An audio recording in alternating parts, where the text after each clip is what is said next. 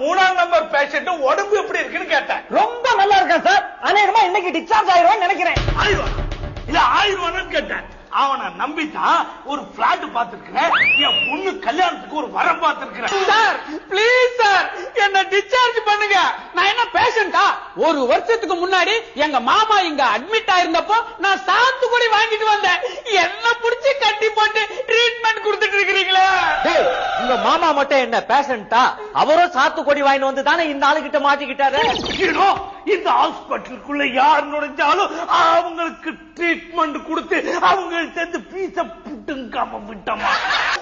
அவன் பொண்டாட்டி போன ஹாஸ்பிட்டல் இருக்கிற உன் புருஷன் உயிரோட டிஸ்சார்ஜ் ஆகணும்னா வெட்டி நிறைய பணத்தை எடுத்துட்டு வர போலீஸுக்கு இன்ஃபார்ம் பண்ணனா கன்ஃபார்மா உன் புருஷனோட பணம் தான் உன் வீட்டுக்கு வரும். எதுக்கு பணத்தை வீட்டுக்கு அனுப்புற? அதை அப்படியே அடக்கம் பண்ணிட்டு 16 நாள் காரியத்தையும் பண்ணிடு. அதுக்கு எவ்வளவு செலவாகுதோ அந்த பணத்தை நான் கொடுக்கிறேன். உன் பொண்டாட்டி என்னடா இவ்வளவு மோசமா இருக்கா? உன் பணத்தை அனுப்பிச்சு வைக்கிறேன்னு சொன்னா அவனை அங்கேயே அடக்கம் பண்ணிட்டு 16வது நாள் காரியமும் பண்ணிடுங்கன்னு சொல்ற. உன் பொண்டாட்டி மாதிரி இல்லடா என் பொண்டாட்டி. எனக்காக உயிரியே கொடுப்பாடா.